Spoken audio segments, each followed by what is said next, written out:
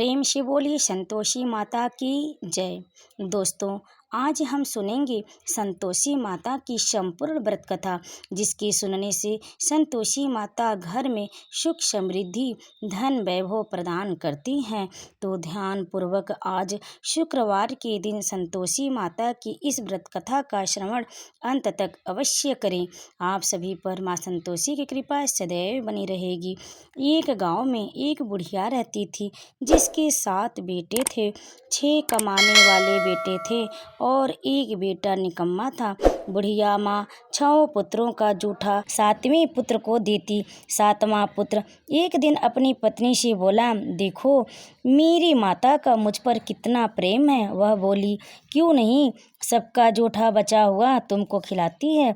वह बोला, जब तक अपनी आँखों से न देख लूं मैं नहीं मान सकता। पत्नी ने हंसकर कहा, देख लोगे तो मानोगे।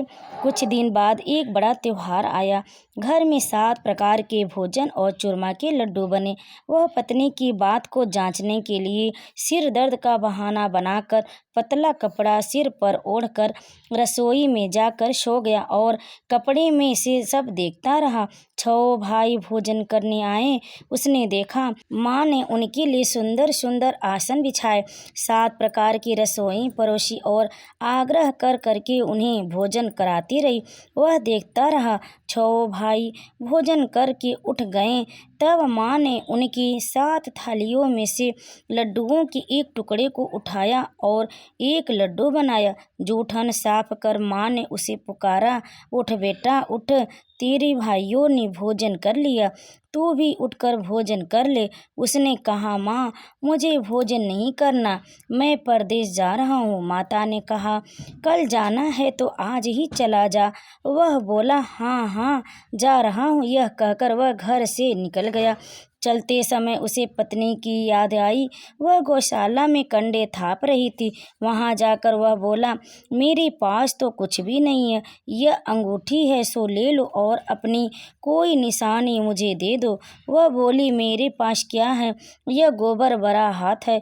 यह कहकर पत्नी ने उसकी पीठ पर गोबर के हाथ की थाप मार दी और वह चल दिया। चलते चलते दूर देश में पहुंचा। वहां एक साहूकार की दुकान थी। वहां जाकर बोला, सेठ जी मुझे नौकरी पर रख लो। साहूकार को नौकरी की सख्त जरूरत थी। साहूकार ने कहा, काम देखकर तनख्वाह मिलेगी। उसने कहा, सेठ जी जैसा आप ठीक समझें।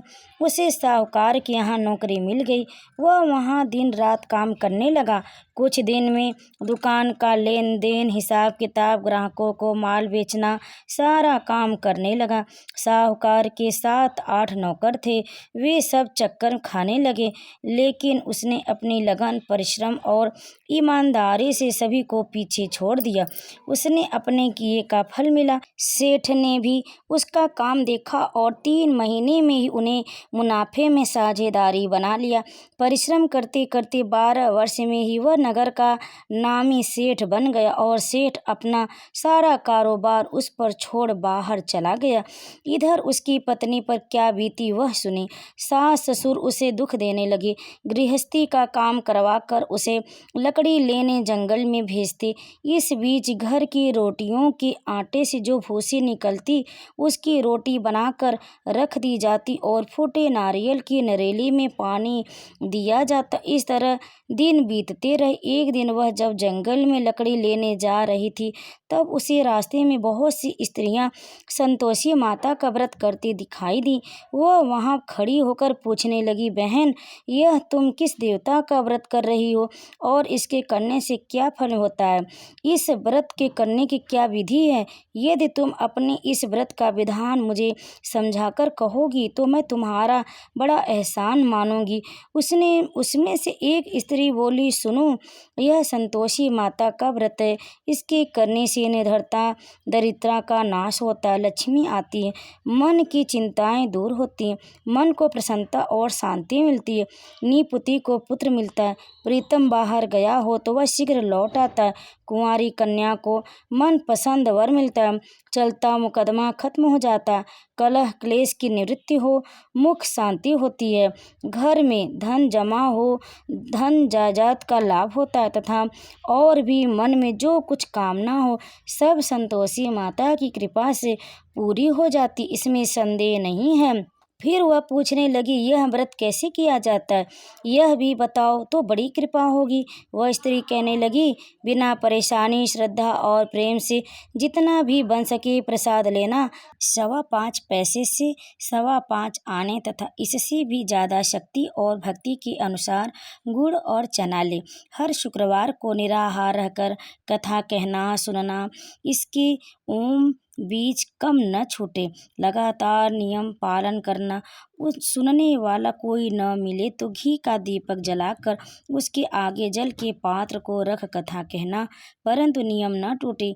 जब तक कार्य सिद्ध न हो नियम पालन करना और कार्य सिद्ध हो जाने पर व्रत का उद्यापन करना। 30 मास में माता पूरा फल प्रदान करती हैं। यदि किसी के ग्रह खोटे हैं तो भी माता 1 वर्ष में अवश्य उनको अनुकूल करती हैं। कार्य सिद्ध होने पर ही उद्यापन करना चाहिए, बीच में नहीं। उद्यापन में 2.5 सेर आटे का खाजा तथा इसी अनुसार खीर तथा चने का साग बनाना, 8 बच्चों को भोजन कराना, जहाँ तक मिले देवर जेठ भाई बंधु कुटुंब के लड़के लेना, न मिले तो रिश्तेदारों और पड़ोसियों के लड़के बुलाना, उन्हें भोजन करा यथाशक्ति दक्षिणा दे। माता का नियम पूरा करना। ध्यान रखना उस दिन घर में कोई खटाई न खाए। यह सुन वह वहाँ से चल दी। रास्ते में लकड़ी के बोझ को बेच दिया और उन पैसों से गुड़ चना ले माता के व्रत की तैयारी कर आगे चली। रास्ते में संतोषी माता के मंदिर में जा माता के चरणों में लौटने लगी। विनती करने लगी, माँ मैं दीन हूँ, निपट मूर्ख हूँ, व्रत के नियम कुछ नहीं जानती, मैं बहुत दुखी हूँ। हे माता मेरा दुख दूर करो, मैं तेरी शरण में हूँ। माता को दया आई। एक शुक्रवार बीता कि दूसरे शुक्रवार को ही उसके पति का पत्र आया और तीसरे शुक्रवार को उसका भेजा हुआ पैसा आ पहुँचा। यह देख कर जेठानी मुँह सिकोड़ने लगी, इतने दिनों बाद इतना पैसा आया, इसमें क्या बड़ाई है। लड़के ताने देने लगे। काकी के पास अब पत्र आने लगे, रुपया आने लगा। अब तो काकी की खातिर बढ़ेगी, अब तो काकी बुलाने से भी नहीं बोलेगी। बेचारी सरलता से कहती, भैया पत्र आए, रुपया आए तो हम सबके लिए अच्छा है। ऐसा कहकर आंखों में आंसू भरकर संतोषी माता के मंदिर में जा मातेश्वरी के चरणों में गिर कर रोने लगी। माँ मैंने तुमसे पैसा नहीं मांगा, मुझे पैसे से क्या काम, मुझे तो अपने सुहाग से काम है, मैं तो अपने स्वामी के दर्शन और सेवा मांगती। तब माता ने प्रसन्न होकर कहा, जा बेटी तेरा स्वामी जल्द ही आएगा। यह सुन खुशी से बावली हो वह घर आकर काम करने लगी। संतोषी माँ विचार करने लगी, इस भोली पुत्री से मैंने तो कह दिया कि तेरा पति शीघ्र आएगा, पर आएगा कहाँ से, वह तो इसे स्वप्न में भी याद नहीं करता, उसे इसकी याद दिलाने तो मुझे ही जाना पड़ेगा। संतोषी माता ने उस बुढ़िया के बेटे को स्वप्न में समझाया, पुत्र तेरी घरवाली कष्ट उठा रही है। यह बोला, महामाता यह तो मुझे भी मालूम, परंतु क्या करूँ, कहाँ कैसे जाऊँ, परदेश की बात है, लेन देन का सारा हिसाब किताब है, कोई जाने का रास्ता नजर नहीं आता, आप ही कोई राय दिखाएं कि वहाँ कैसे जाऊँ। माँ कहने लगी, सवेरे नहा धोकर संतोषी माता का नाम ले, घी का दीपक जला, दंडवत कर और दुकान पर जा बैठना। देखते देखते तेरा सारा लेन देन चुक जाएगा, जमा माल बिक जाएगा, सांझ होते होते धन का ढेर लग जाएगा। वह अगले दिन सुबह जल्दी जल्दी उठा। उसने अपने मित्र बंधुओं परिचितों से स्वप्न में माता द्वारा कही गई बात कह सुनाई। वे सब इसकी बात सुनकर उसकी खिल्ली उड़ाने लगे। वे कहने लगे कि कहीं कभी सपने की बात भी सच्ची होती है। एक बूढ़ा व्यक्ति बहुत समझदार था। वह बोला, देखो भाई मेरी बात मानो, इस तरह सच या झूठ कहने के बदले देवता ने जैसा कहा है वैसा ही करना, तेरा क्या जाता है। बूढ़े की बात मानकर कर नहा धोकर उसने संतोषी माता को प्रणाम किया। फिर घी का दीपक जलाकर दुकान पर जा बैठा। शाम तक धन का ढेर लग गया। वह हैरान हुआ, मन में संतोषी माता का नाम ले प्रसन्न हो घर जाने के वास्ते गहना कपड़ा व सामान खरीदने लगा। सब काम से निपट अपने घर को रवाना हुआ। उधर उसकी पत्नी जंगल में लकड़ी लेने गई। लौटते वक्त थक जाने के कारण संतोषी माता के मंदिर पर विश्राम करने बैठ गई। यह तो उसका रोज रुकने का स्थान था। धूल उड़ती देख उसने माता से पूछा, हे माता, यह धूल कैसी उड़ रही है? माँ ने कहा, हे पुत्री, तेरा पति आ रहा है। अब तू ऐसा कर, लकड़ियों के 3 बोझ बना, एक नदी के किनारे रख, दूसरा मेरे मंदिर पर और तीसरा अपने सिर पर रख।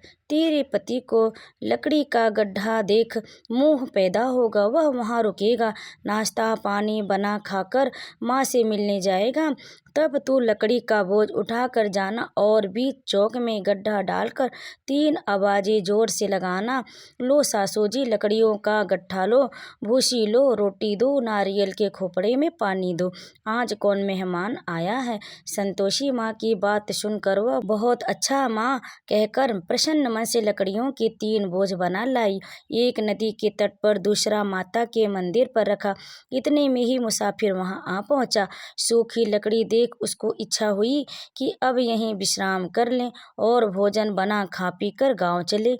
इस प्रकार भोजन कर विश्राम कर वह अपने गाँव में आ गया। उसी समय बहू सिर पर लकड़ी का गड्ढा लिए आई। उसने गड्ढा को आंगन में डाल जोर से 3 आवाजें दी, लो सासू जी, लकड़ी का गट्ठा लो, भूसी की रोटी दो, नारियल के खोपर में पानी दो, आज कौन मेहमान आया है। यह सुनकर सास ने अपने दिए हुए कष्टों को भुलाने के लिए कहा, बहू, तू ऐसा क्यों कहती है? तेरा मालिक ही तो आया है, बैठ, मीठा भात खाकर कपड़े गहने पहन। पत्नी की आवाज़ सुनकर उसका स्वामी बाहर आया और उसने हाथ में पहने अंगूठी देख व्याकुल हो गया। उसने माँ से पूछा, माँ, यह कौन है? माँ बोली, बेटा, तेरी पत्नी है। आज 12 वर्ष हो गए हैं जब से तू गया है, तब से सारे गांव में जानवर की तरह भटकती फिरती है, काम काज कुछ नहीं करती, 4 समय आकर खा जाती है। अब तुझे देखकर भूसी की रोटी और नारियल के खोपरे में पानी मांगती है। वह बोला, माँ, मैंने इसे भी देखा है और तुझे भी, दूसरे घर की चाबी दो, मैं उसमें रहूंगा। ठीक है बेटा, जैसा तेरी मर्जी, कहकर माँ ने चाबी का गुच्छा बेटे के सामने रख दिया। उसने दूसरे घर को खोलकर सारा सामान जमाया। एक ही दिन में वहाँ राजा के महल जैसा ठाट बाट बन गया। अब क्या था, वह सुख भोगने लगी। अगला शुक्रवार आया। उसने पति से कहा, मुझे संतोषी माता का उद्यापन करना। पति बोला, बहुत अच्छा, खुशी से कर लो। वह उद्यापन की तैयारी करने लगी। जेठ के लड़कों को भोजन के लिए कहने गई। उन्होंने मंजूर किया, परंतु पीछे से जेठानी ने अपने बच्चों को सिखलाया, देखो रे, भोजन के समय सब लोग खटाई मांगना, जिससे उसका उद्यापन पूरा न हो सके। लड़के भोजन करने आए, खीर पेट भर खाई, परंतु बात याद आते ही कहने लगी, हमें कुछ खटाई खाने को दो, मुझे खीर खाना नहीं भाता, देखकर अरुचि होती है। लड़के उठ खड़े हुए बोले, पैसे लाओ। बहू भोली कुछ नहीं जानती थी, उसने उन्हें पैसे दे दिए। लड़कों ने बाजार जाकर उन पैसों से इमली खरीदी और खाई। यह देखकर बहू पर माता ने कोप किया। राजा के दूत उसके पति को पकड़ कर ले गए। अब सब मालूम हो जाएगा जब जेल की रोटी खाएगा। बहू से यह वचन सहन नहीं हुए। वह संतोषी माता के मंदिर में गई और कहने लगी, माता, तुमने यह क्या किया? हंसाकर क्यों रुलाने लगी? माता बोली, पुत्री, तूने मेरा व्रत भंग किया है, इतनी जल्दी सब बातें भुला दी। वह बोली, माता, भूली तो नहीं हूँ, न कुछ अपराध किया है, मुझे तो लड़कों ने भूल में डाल दिया, मुझे क्षमा करो माँ। माँ बोली, ऐसी भूल भी कहीं होती है? यह बोली, अब कोई भूल नहीं होगी। अब बताओ मेरे पति कैसे आएंगे? माँ बोली, पुत्री, जा, तेरा पति तुझे रास्ते में ही आता मिलेगा। वह मंदिर से निकलकर बाहर आई तो रास्ते में उसे अपना पति आता हुआ मिला। उसने पूछा, कहाँ गए थे? वह बोला, इतना धन जो कमाया है उसका कर राजा ने मांगा था, वह भरने गया था। वह प्रसन्न होकर बोली, भला हुआ, अब घर चलो। फिर अगला शुक्रवार आया। वह बोली, मुझे माता का उद्यापन करना है। पति ने कहा, ठीक है, करो। वह फिर जेठ के लड़कों से भोजन को कह गई। जेठानी ने लड़कों को सिखा दिया कि तुम पहले ही खटाई मांगना। लड़के भोजन करने बैठे, लेकिन भोजन करने से पहले ही कहने लगे, हमें खीर पूरी नहीं भाती, जी बिगड़ता है, कुछ खटाई खाने को दो। वह बोले, खटाई खाने को तो नहीं मिलेगी, खाना हो तो खाओ। उनके उठकर चले जाने पर उसने ब्राह्मणों की लड़की बुलाकर भोजन करवाया। दक्षिणा की जगह उन्हें एक एक फल दिया। इससे संतोषी माता प्रसन्न हो गई। माता की कृपा से 9 माह बाद उसको चंद्रमा के समान एक सुंदर पुत्र प्राप्त हुआ। पुत्र को लेकर वह प्रतिदिन संतोषी माता के मंदिर में जाने लगी। माँ ने सोचा कि यह रोज आती है, आज क्यों न मैं इसके घर चलूं, इसका आसरा देखूं तो सही। यह विचार कर माता ने भयानक रूप बनाया। गुड़ और चने से सना मुख, ऊपर से मूड़ के समान होठ, उस पर मक्खियाँ भिनभिना रही थी। दहलीज में पैर रखते ही उसकी सास चिल्लाई, देखो रे, कोई चुड़ैल डाकनी चली आ रही है, लड़कों इसे भगाओ, नहीं तो सबको खा जाएगी। बहू रोशनदान से देख रही थी, वहीं प्रसन्न हो उठी, आज मेरी माता मेरी घर आई है।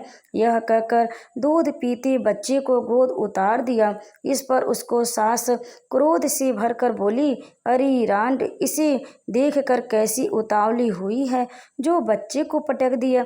इतनी में माँ के प्रताप से जहाँ देखो वहाँ लड़के ही लड़के नजर आने लगे। यह बोली, माँ जी, मैं जिनका व्रत करती हूँ यह वही संतोषी माँ है। इतना कर उसने झट से घर के सारे किवाड़ खोल दिए। सबने माता के चरण पकड़ लिए और विनती कर कहने लगी, हे माता, हम मूर्ख हैं, अज्ञानी हैं, तुम्हारे व्रत की विधि हम नहीं जानते, तुम्हारा व्रत भंग कर हमने बड़ा अपराध किया है। हे माता, आप हमारे अपराधों को क्षमा करो। इस प्रकार बार बार कहने पर संतोषी माता प्रसन्न हुई। इसके बाद उसकी सास कहने लगी, हे माता संतोषी, आपने बहू को जैसा फल दिया वैसा सबको देना। जो यह कथा सुने या पढ़े उसका मनोरथ पूर्ण करना। तो प्रेम से बोली, संतोषी माता की जय। और यह व्रत कथा यहीं पर समाप्त हुई। हे माता संतोषी, जो भी हमसे या व्रत कथा सुनने वाले से या कथा कहने वाले से जो भी गलती हुई हो उसकी अपराध को क्षमा करना। जो भी आपकी इस कथा का श्रवण करने करे और उसकी मनोकामना पूर्ण करना। तो प्रेम से बोले, संतोषी माता की जय। कथा को अंत तक सुनने के लिए आप लोगों का बहुत बहुत धन्यवाद।